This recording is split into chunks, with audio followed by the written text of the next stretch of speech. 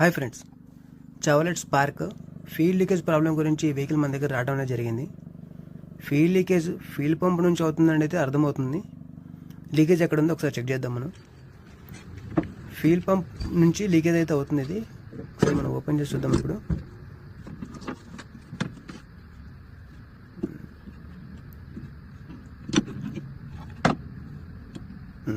చూసారా friends, return pipe నుంచి leakage అనేది అవుతుంది.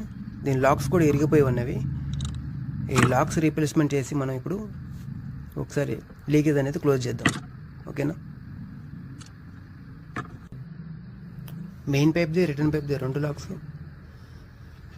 రిపేర్ చేయడం అనేది జరిగింది. లాక్స్ కంప్లీట్గా ఇరిగిపోయి ఉన్నాయి కదా, సెకండ్స్లో కూడా ఎక్కడ దొరకట్లేదు.